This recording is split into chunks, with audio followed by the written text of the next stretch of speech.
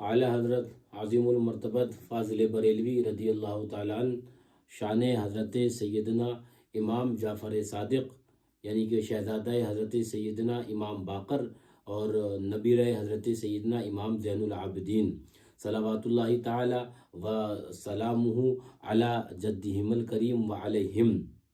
ان کی شان حضرت امام جعفر صادق رضی اللہ تعالیٰ عنہ کی شان میں فرماتے ہیں کہ جعفر صادق بحق ناطق بحق واسق توئی بہر حق مارا طریق حق نما امداد کن۔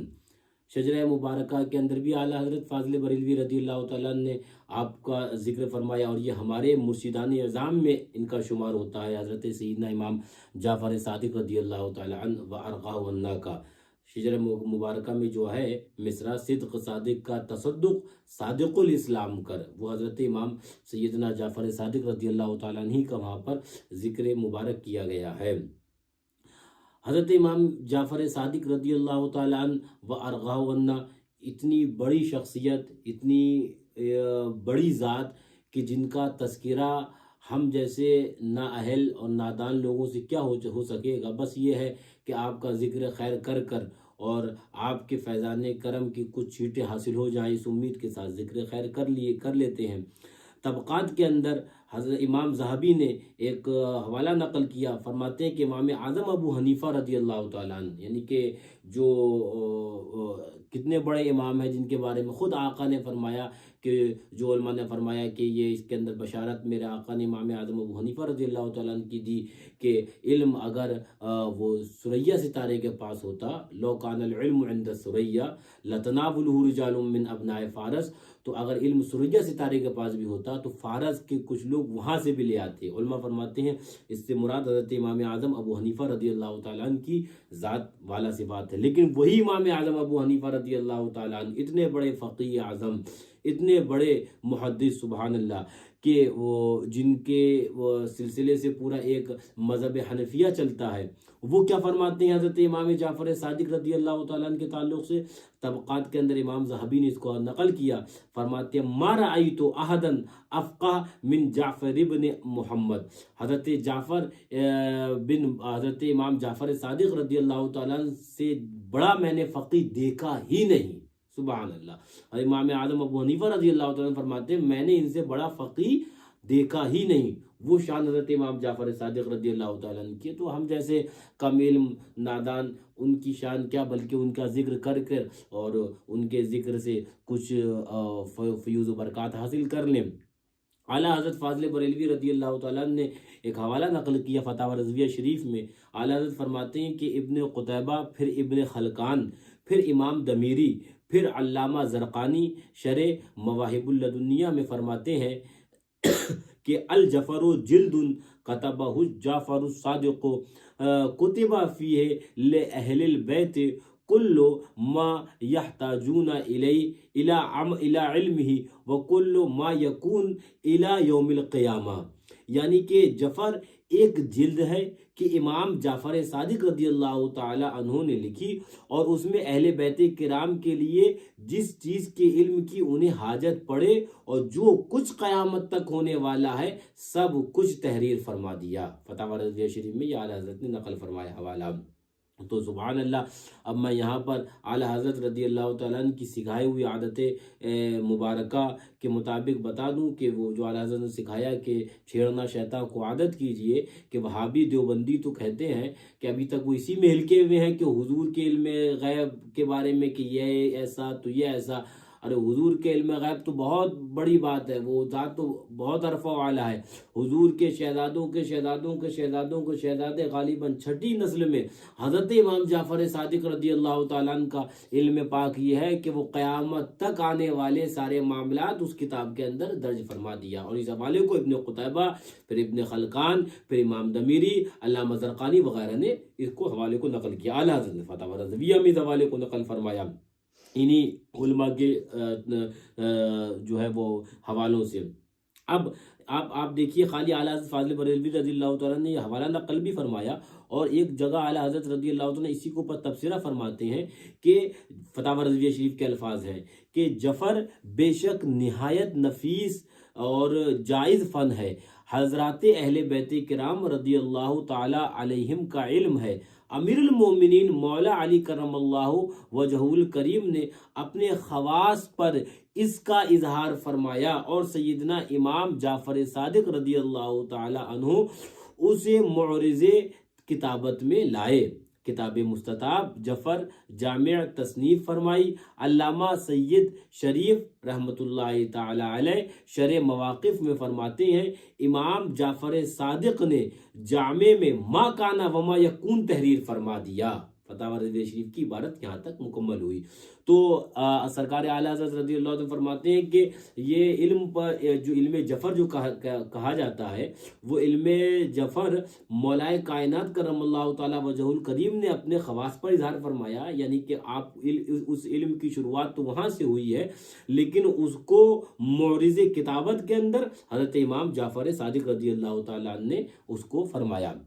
اور فرماتے ہیں جو اعلیٰ حضرت نے فرمایا نا کہ علامہ سید شریف رحمۃ اللہ تعالیٰ فرماتے ہیں کہ اس کے اندر ما کانا وما یکون کا علم داخل فرما دیا۔ تو ہم تو عقیدہ کہ ہمارے حضور ما کانا وما یکون کا علم جانتے ہیں۔ علماء نے فرمایا حضور کی بہت عرفہ و اعلیٰ شان ہے، حضور کے شہزادے اور حضور کے جو آل پاک حضور کے کرم سے ما کانا وما یکون کا علم جانتی ہے، اور یہ علماء نے اپنی کتابوں کے اندر لکھا ہوا ہے۔ تو ما کانا وما یکون کا علم حضرت امام جعفر صادق رضی اللہ تعالیٰ نے فرما دیا۔ تو میں یہاں پر ایک بات ذہن میں آئی کہ ممکن ہے میرا جو ذہن کام کرتا ہے وہ یہ کہ علم جفر میں جو نام دیا گیا وہ حضرت امام جعفر صادق رضی اللہ تعالیٰ عنہ کے نسبت اور آپ کے نام پاک سے ہی اس علم کو علم جفر کہا گیا۔ باقی علماء اس کے اندر اپنی اور بھی آراء رکھ سکتے ہیں، جو میرا ذہن کام کیا وہ یہ ہے۔ بہرحال تو یہ شان حضرت امام جعفر صادق رضی اللہ تعالیٰ عنہ کی ہے۔ ایک اعلیٰ حضرت فاضل بریلوی رضی اللہ تعالیٰ عنہ نے صواعق محرقہ حضرت امام ابن حجر مکی رضی اللہ تعالیٰ عنہ سے جو حوالہ نقل کیا، فرماتے ہیں فتاوی رضویہ شریف میں، ایک اور فتاوی رضویہ شریف کا میں حوالہ آپ کو سناتا ہوں حرف بحرف۔ فرماتے ہیں کہ امام ابن حجر مکی صواعق محرقہ میں نقل فرماتے ہیں، جب امام علی رضا رضی اللہ تعالی عنہ، یہ کون ہے؟ یہ حضرت امام علی رضا رضی اللہ تعالیٰ عنہ امام جعفر صادق رضی اللہ تعالیٰ عنہ کے پوتے ہیں، اور یہ وہی امام ہے حضرت امام علی رضا رضی اللہ تعالیٰ عنہ جن کو ہم سنی محبت سے امام ضامن رضی اللہ تعالیٰ عنہ کہتے ہیں۔ تو یہ وہی امام علی رضا رضی اللہ تعالیٰ عنہ امام جعفر صادق رضی اللہ تعالیٰ عنہ کے یہ آپ پوتے ہیں۔ اعلیٰ حضرت فرماتے ہیں، امام ابن حجر مکی صواعق محرقہ میں نقل فرماتے ہیں، جب امام علی رضا رضی اللہ تعالیٰ عنہ نیشا پور میں تشریف لائے، چہرہ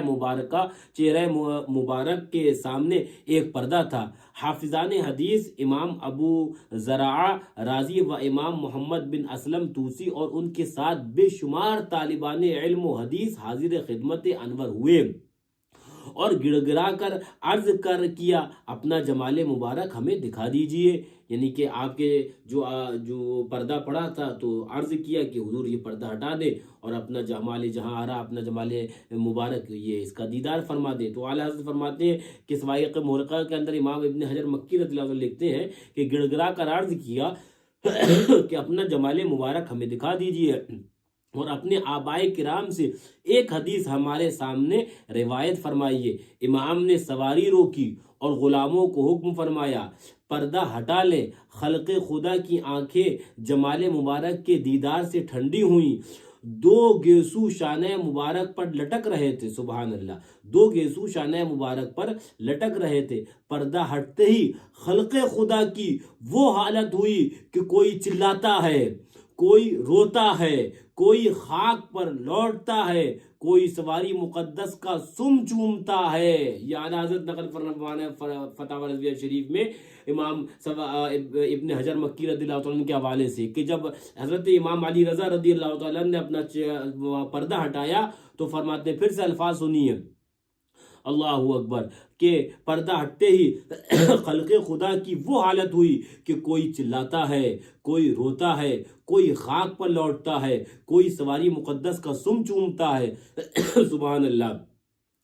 اتنے میں علماء نے آواز دی، خاموش، سب خاموش ہو رہے۔ دونوں امام مذکور نے حضور سے کوئی حدیث روایت کرنے کی عرض کری۔ حضور نے فرمایا، اب حضرت امام علی رضا رضی اللہ تعالیٰ نے فرمایا فرماتے ہیں حضور نے فرمایا حدثنی ابو موسیٰ الکاظم عن ابیہ جعفر الصادق عن ابیہ محمد الباقر عن ابیہ زین العابدین عن ابیہ الحسین عن ابیہ علی ابن ابی طالب رضی اللہ تعالی عنہم قال حدثنی حبیبی وقرۃ عینی رسول اللہ صلی اللہ تعالی علیہ وسلم قال حدثنی جبریل قال سمعت رب العزہ یقول لا الہ الا اللہ حسنی من دخل حسنی امینا من عذابی، یعنی امام، اب اس کا ترجمہ دیکھیے، امام علی رضا امام موسیٰ کاظم، وہ جعفر صادق، وہ امام محمد باقر، وہ امام زین العابدین، وہ امام حسین، وہ علی المرتضیٰ رضی اللہ تعالی عنہم سے روایت فرماتے ہیں کہ میرے پیارے، میری آنکھوں کی ٹھنڈک رسول اللہ صلی اللہ تعالی علیہ وسلم نے مجھ سے حدیث بیان فرمائی کہ ان سے جبریل نے عرض کی کہ میں نے اللہ عز و جل کو فرماتے سنا کہ لا الہ الا اللہ میرا قلعہ ہے۔ رب فرماتا لا الہ الا اللہ میرا قلعہ ہے، تو جس نے اسے کہا وہ میرے قلعے میں داخل ہوا، میرے عذاب سے امان میں رہا۔ یہ حدیث روایت اعلیٰ حضرت آگے نقل فرماتے ہیں الفاظ فتاوی رضویہ شریف کے، یہ حدیث روایت فرما کر حضور روا ہوئے، حضرت امام علی رضا رضی اللہ تعالیٰ عنہ، حضرت امام جعفر صادق رضی اللہ تعالیٰ عنہ کے پوتے یعنی نبیرے، یہ حدیث بیان فرما کر روا ہوئے اور پردہ چھوڑ دیا گیا۔ دواتوں والے جو ارشاد مبارک لکھ رہے تھے شمار کیے گئے 20,000 سے زائد تھے، الصواعق المحرقہ، یعنی کہ 20,000 سے زیادہ جو علم حدیث میں وہاں پر حضرت امام علی رضا رضی اللہ تعالیٰ عنہ سے شرف تلمذ حاصل کیا، وہ 20,000 سے زائد جو ہے وہ شمار کیے گئے۔ اللہ اکبر۔ اب یہ جو سلسلہ ہے، جو سلسلۃ الذہب جسے کہتے ہیں، کہ حضرت امام علی رضا رضی اللہ تعالیٰ نے اپنے آپ سے شروع کیا اور اس کے بعد اپنے سبحان اللہ وہ چلتے گئے اور وہاں تک بارگاہ ایزدی تک یہ سلسلہ پہنچا۔ اس جو سلسلے کی تعلق سے اعلیٰ حضرت آگے کیا فرماتے ہیں حضرت امام احمد ابن حنبل رضی اللہ تعالیٰ عنہ کے حوالے سے، وہ آپ ذرا دیکھیے۔ اعلیٰ حضرت آگے فرماتے ہیں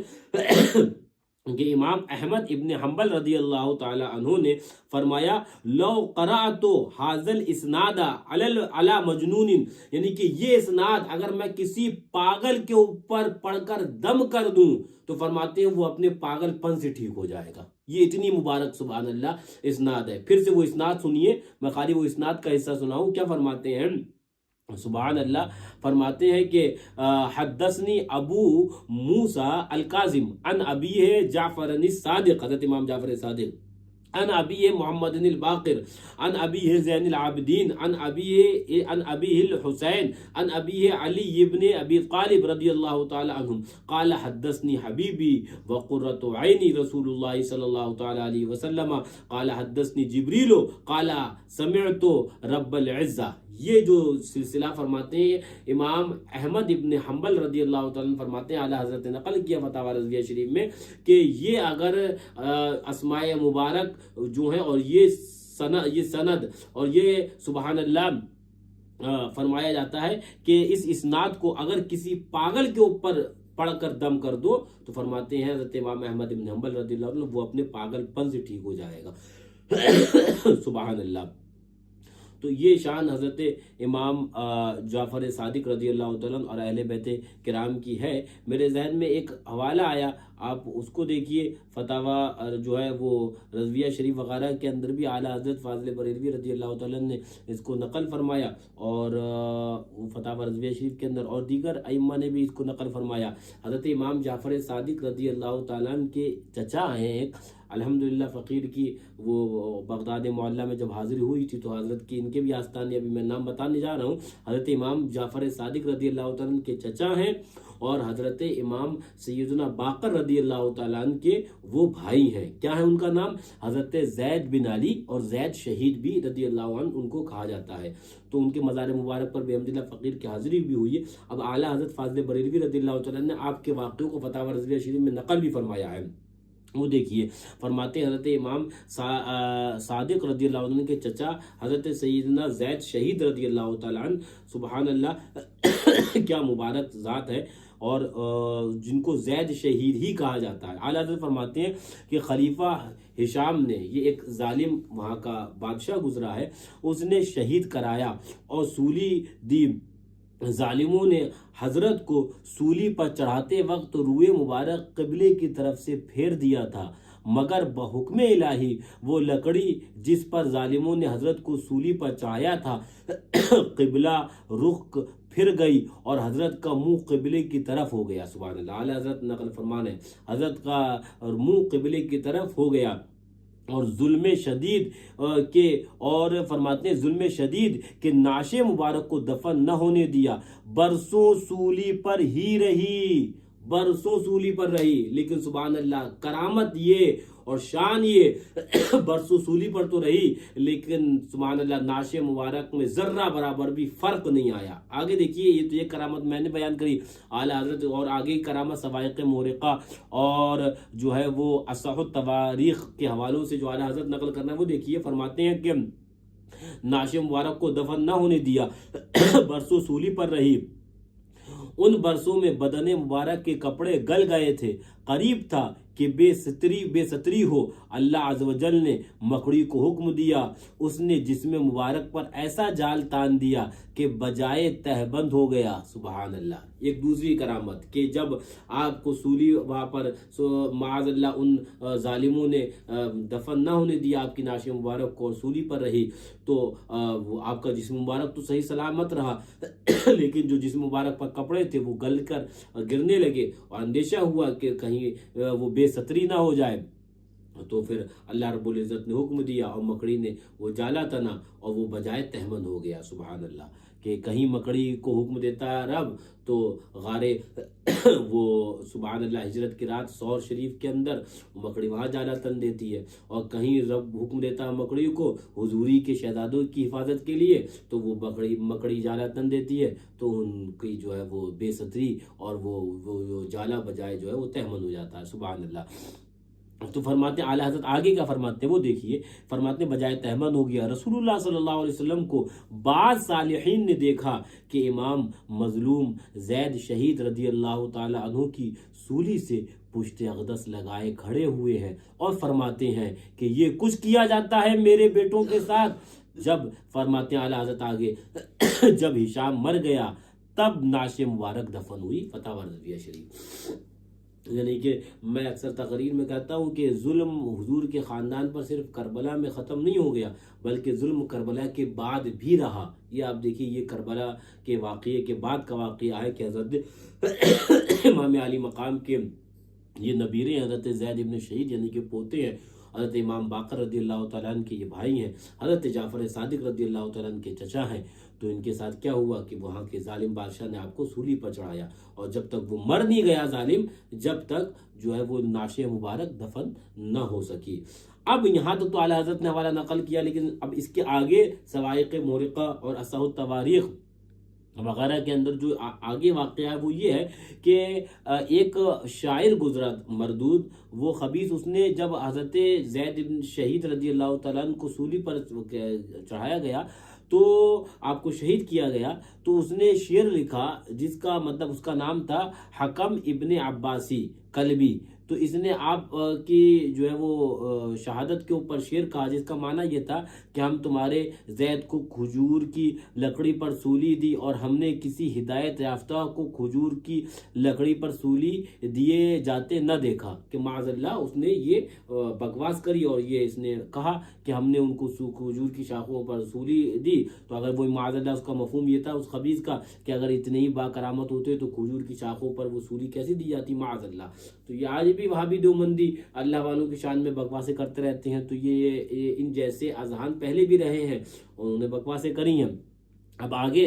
دیکھو اصح التواریخ اور دیگر کتب کے اندر جو آگے آیا، جب اس نے یہ شعر کہا تو یہ ناپاک شعر حضرت امام جعفر صادق رضی اللہ تعالیٰ عنہ کے لیے بہت تکلیف اور آپ کا جو ہے وہ درد کا باعث بنا، آپ کو بہت تکلیف ہوئی، اور آپ نے اس وقت دعا فرمائی اللہم سلط علیہ قلبا من کلابک،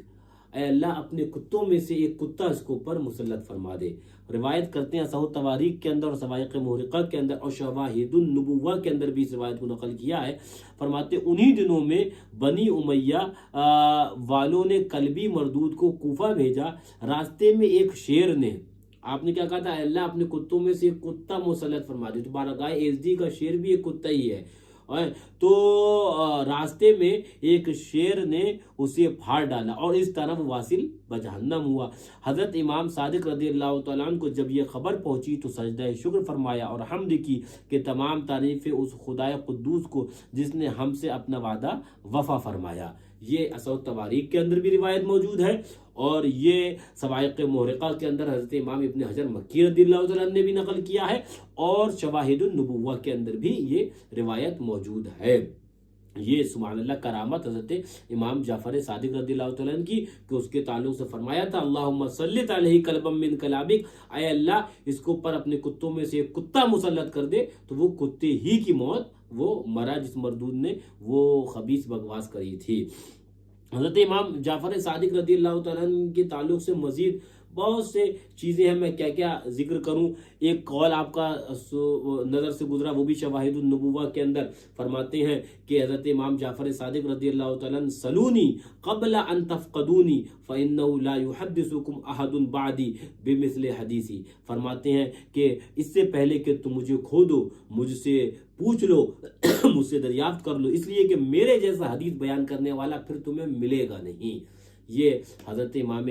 جعفر صادق رضی اللہ تعالیٰ عنہ خود اپنے لیے فرماتے ہیں، اور خود کیا فرماتے ہیں حضرت امام اعظم ابو حنیفہ رضی اللہ تعالیٰ عنہ، قول میں نے ابھی آپ کو سنایا، حضرت امام اعظم ابو حنیفہ رضی اللہ عنہ فرماتے ہیں، کیا فرمایا کہ ما رأیت احدا افقہ من جعفر ابن محمد، یعنی کہ حضرت امام جعفر صادق رضی اللہ تعالیٰ عنہ سے بڑا فقیہ میں نے دیکھا ہی نہیں ہے۔ یہ امام اعظم ابو حنیفہ رضی اللہ تعالیٰ عنہ فرماتے ہیں۔ حضرت امام جعفر صادق رضی اللہ تعالیٰ عنہ کے بہت سے اقوال ہیں جو اگر اس کو یہاں پر بیان کیا جائے تو بات لمبی ہو جائے گی، گفتگو لمبی ہو جائے گی، طویل ہو جائے گی، لیکن ایک قول جو میں آپ کو سناؤں وہ مرآت الکونین ایک کتاب ہے معتبر، اس کتاب کے اندر اس قول کو نقل کیا گیا ہے۔ وہ قول آپ سنیے، سبحان اللہ کیا آپ نے درس دیا۔ فرماتے ہیں حضرت امام جعفر صادق رضی اللہ تعالیٰ فرماتے ہیں جو گناہ کی ابتدا اس کی خوف سے ہو اور انتہا اس کی عذر یعنی توبہ پر ہو تو خدا تک پہنچا دیتا ہے، یعنی کہ جو گناہ ابتدا اس کی خوف سے ہو اور انتہا اس کی توبہ پر ہو تو وہ خدا تک پہنچا دیتا ہے۔ اور آگے فرماتے ہیں اور جو عبادت کی ابتدا اس کی امن یعنی کہ بے خوف ہو جائے، عبادت کی وجہ سے امن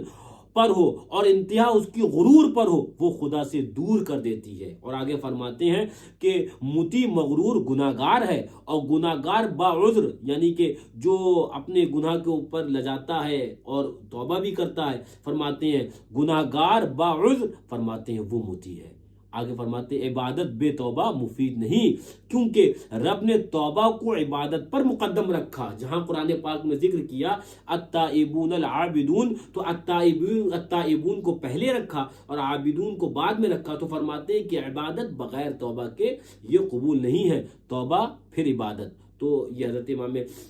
جعفر رضی اللہ تعالیٰ عنہ کا قول سامنے آیا، ذکر کر دیا۔ اب حضرت امام جعفر صادق رضی اللہ تعالیٰ عنہ کی شان تو بہت عرفہ والا ہے اور آپ کی سبحان اللہ ذات بھی بہت عرفہ والا ہے، اس پر کلام کیا ہی کوئی کر سکتا ہے اور کسی کا مجال۔ اب یہ کہ ہمارے دیار کے اندر ہندو پاک وغیرہ کے اندر یہ ایک شرعی تو نہیں لیکن عرفی آپ یہ کہیے کہ طریقہ رائج ہے کہ 22 رجب کو حضرت امام جعفر صادق رضی اللہ تعالیٰ کی فاتحہ دلائی جاتی ہے۔ اب یہی طریقہ ہمارے بزرگوں کی طرف سے چلا آیا۔ اب اگرچہ 15 رجب آپ کی وصال کی تاریخ ملتی ہے اور بھی اقوال ہے 15 رجب کے علاوہ، لیکن معمول جو ہے ہندو پاک کے اندر آپ کی فاتحہ کا وہ 22 رجب کو حضرت امام جعفر صادق رضی اللہ عنہ کی فاتحہ دلائی جاتی ہے اور کنڈوں پر دلائی جاتی ہے۔ اب بعض کچھ ناواقف نادان لوگ کہتے ہیں کنڈے کیوں؟ تو گدھوں تمہیں کیا پتا، مٹی کے کنڈے اور مٹی کے برتن میں تو استعمال کرنا حضور کی سنت ہے۔ یہاں تک فرمایا گیا کہ جس گھر کے اندر اگر مٹی کے برتن ہو، ملائکہ اس برتنوں کو زیارت کرنے کے لیے اس گھر کے اندر آیا کرتے ہیں، تو مٹی کے برتن تو ویسے ہی سنت ہے۔ اب اگر انسان 12 ماہ استعمال نہیں بھی کر پا رہا ہے تو یہ تو حضرت امام جعفر صادق رضی اللہ تعالیٰ عنہ کا صدقہ ہے اور ان کا سبحان اللہ کرم ہے کہ ان کی فاتحہ کے ضمن میں گھر کے اندر مٹی کے برتن بھی آ جاتے ہیں اور گھر کے اندر مٹی کے برتن کو لوگ استعمال ہی کر لیتے ہیں. تو حضور کی یوں سنت بھی عمل ہو جاتا ہے. اسٹیل اور لوہے وغیرہ کے اوپر تو یہ فرمایا گیا لوہے کے برتن پہ تو جہنمیوں کے تعلق سے فرمایا گیا. تو اگر مٹی کے برتن پہ کھانا استعمال تو اس پر اعتراض کیا ہو سکتا ہے؟ یہ تو حضور کی سنت ہے کہ مٹی کے برتن کو استعمال کرنا, تو وہ استعمال کیا جاتا ہے. یہ تو میں کہتا ہوں نا حضرت امام جعفر صادق رضی اللہ تعالیٰ عنہ کا یہ کرم کہ آپ کی فاتحہ کی وجہ سے آج بھی سنیوں کے گھر کے اندر مٹی کے برتن پائے جاتے ہیں اور آ جاتے ہیں. اگر جو نہیں ہو پاتا تو وہ 22 رجب کو آپ کی فاتحہ کے دن مٹی کے برتن کو استعمال کر لیتا ہے. یوں حضور کی سنت پر عمل بھی ہو جاتا ہے.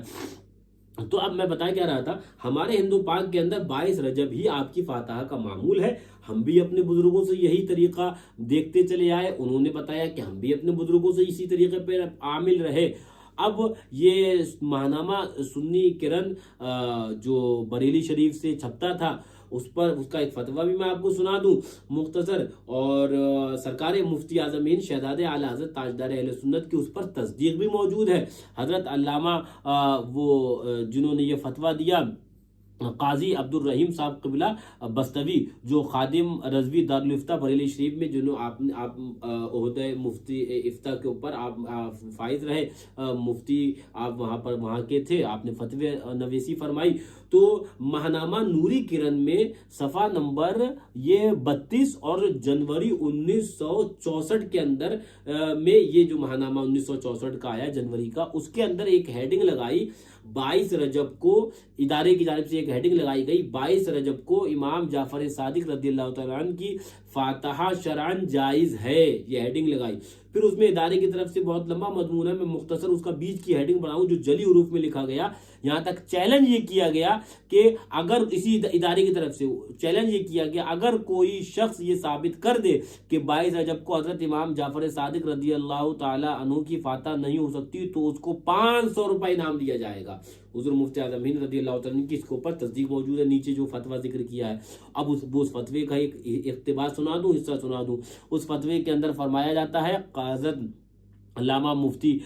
قاضی عبد الرحیم صاحب قبلہ علیہ رحمہ ان کا یہ فتویٰ ہے, فرماتے ہیں کہ 22 رجب پور تفصیلی فتویٰ اس کا آگے کا اقتباس بتا رہا ہوں کہ 22 رجب کو امام جعفر صادق رحمۃ اللہ تعالی علیہ کی فاتحہ کرانا شرعاً جائز ہے اور دوسرے بزرگوں کی بھی فاتحہ دلانا جائز ہے, کہ اصل جائز ہے اور باعث نفع و ثواب ہے. اس کے اوپر حضرت شہزادہ اعلیٰ حضرت حضور مفتی اعظم ہند کا الجواب صحیح کے طور پر آپ کی تصدیق موجود ہے. اس کے نیچے لکھا ہوا فقیر مصطفیٰ رضا قادری غفر لہو اور پھر مہر ہے. تو یہ ہمارے بزرگوں کا معمول رہا ہے اور یہ سارے ہمارے اطراف کے اندر. اب کچھ نادان لوگ جو 22 اور اس کے اندر وہ 15 کے اندر, اچھا اس کے اندر جو سرکار مفتی اعظم ہند رضی اللہ عنہ کا جس پہ تصدیق موجود ہے اور جو آپ کے زمانے میں شائع ہوا نوری قرآن بریلی شریف سے, اس کا جو پہلی لائن سنا دوں میں آپ کو, وہ بہت اہم ہے. فرماتے ہیں کہ نوری کرن کا پہلی لائن ہے کہ وہابیہ جو ایصال ثواب کے منکر ہیں اب اہل سنت کو فریب دینے کے لیے یہ طریقہ اختیار کرتے ہیں کہ 22 رجب حضرت امام جعفر صادق رضی اللہ تعالیٰ عنہ کی نہ تاریخ ولادت ہے نہ تاریخ وفات, لہذا اس تاریخ پر فاتحہ ہی ناجائز ہے. مسلمان اس فریب میں نہ آئیں. پتہ کیا چلا, یہ 22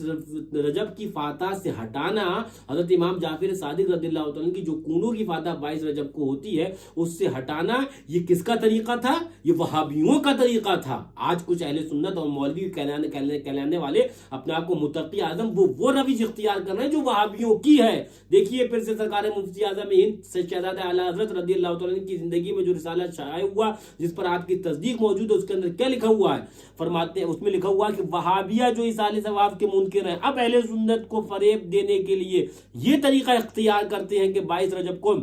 امام جعفر صادق رضی اللہ تعالیٰ عنہ کی نہ تاریخ ولادت ہے نہ تاریخ وفات, لہذا اس تاریخ میں پر فاتحہ ہی ناجائز ہے. مسلمان اس فریب میں نہ آئے. تو آج جو کام وہابیوں کا تھا وہ اپنے آپ کو سنی کہلانے والے مولوی کر رہے ہیں. بات یہی ہے کہ علماء سے دوری ہے اور یہ خالی اس کے اندر نہیں, میں تو اکثر وہ بھی کہتا ہوں سرکار مفتی اعظم ہند رضی اللہ عنہ کا شعر سنگ درے جانا پر کرتا ہوں جبھی سائیں سجدہ نہ سمجھ نجدی. سرکار مفتی اعظم فرمانا ہے سجدہ سمجھنا نجدی کا کام تھا, تو آج وہ سنی سجدہ قاعدہ سمجھا ہوا. بہرحال وہ ایک الگ موضوع ہے, وہ تفصیلی موضوع کبھی ہوگا وقت انشاءاللہ اس پر کلام بھی کریں گے. تو اپنے لیے تو یہ ہے کہ تیرے غلاموں کا نقش قدم ہے راہ خدا, وہ کیا بہک سکے جو یہ سراغ لے کے چلے. اپنے اپنے اکابر اعظام کے طریقے کے اوپر عامل ہے, وہی طریقہ نجات ہے, وہی طریقہ ہے. ہمیں نئی دلیل چاہیے, تو دلیل آپ حضرات کے لیے میں نے بیان کر دی. اپنے لیے تو اتنی دلیل کافی کہ ہمارے بزرگان دین نے جس طریقے پر عمل کیا ہم بھی اسی طریقے پر عامل ہیں. اس لیے کہ میں ایک بات ضمنی طور پر علمی بتا دوں, حضرت سیدنا وہ کتاب فقہ حنفی کی معتبر ہدایہ کے اندر ذکر کیا گیا ہے کہ کبوتر اور غالباً گوریا کا بھی ذکر ہے کہ اس کی بیٹ پاک ہے, ہدایہ کے اندر ذکر کیا. اس کو پر پھر انہوں نے تفصیل کری, صاحب ہدایہ کا دعویٰ قرآن و حدیث سے مسئلے کو ثابت کرتے ہیں, پھر دلیل نقلی کے علاوہ دلیل عقلی سے بھی ثابت کرتے ہیں. تو اس کے اندر ہدایہ کے اندر حضرت صاحب ہدایہ کہتے ہیں کہ جو کبوتر اور گوریا کی جو بیٹ پاک ہے, کیوں؟ تو دلیل لاتے ہیں کہ اس لیے کہ صحابہ کرام کے دور کے اندر مسجد نبوی کے اندر یہ رہتے تھے پرندے, اور وہاں پر بیٹ ہوتی تھی. مسجد کو پاک کرنے کا حکم ہے, اگر ان کا بیٹ ناپاک ہوتا تو صحابہ کرام ضرور ان کو وہاں سے نکالتے اور مسجد کو ناپاک نہیں ہونے دیتے. صرف تو ان کا عمل دلیل مان لیا گیا. تو ہمارے لیے تو بزرگوں کا عمل خالی قابل عمل نہیں ہے, بلکہ بزرگوں کا عمل ہمارے لیے تو حجت ہے. یا صاحب ہدایہ نے ہمیں یہ بھی درس دے دیا کہ صحابہ کرام کا جو ہم نے عمل دیکھ لیا, ہم نے دلیل اس کو ہم نے یہ ثابت مان لیا کہ کبوتر کا بیٹ ہی پاک ہے, انہوں نے یہ دلیل مان لی.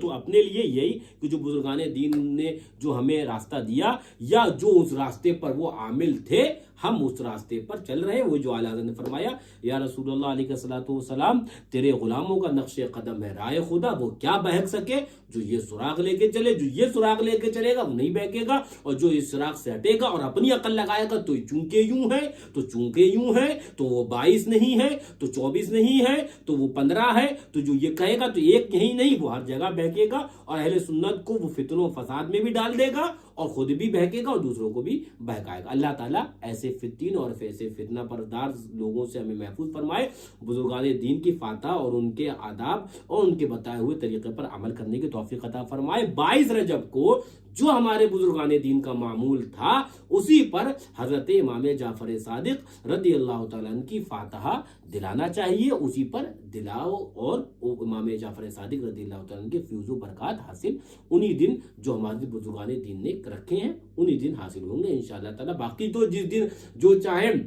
وہ رکھے, فاتحہ تو ہر دن ہو سکتی ہے, لیکن کچھ ایام بزرگوں نے جو خاص فرمائے تو ان کی کچھ خاص برکتیں بھی ہوا کرتی ہیں. لہذا 22 رجب کو ہی کو سرکار امام جعفر صادق رضی اللہ تعالیٰ عنہ کی فاتحہ کا اہتمام کرے, تاکہ ایک من جملہ اہتمام ہو جو پہلے ہوتا تھا کسی زمانے میں. اب یہ 22 اور 15 کی وجہ سے وہ جو فاتحہ کا اہتمام من جملہ کے ایک تہوار کے طور پر, ایک مکمل اہتمام کے طور پر جو سنی گھر گھر کے اندر فاتحہ دلاتے تھے, تو وہ ان جو ہے وہ نقطہ چینیوں کی وجہ سے یہ چیز جاتی رہی. تو اللہ تعالیٰ اسی راستے پر ہم سب کو واپس لوٹائے اور اسی پر گامزن فرمائے.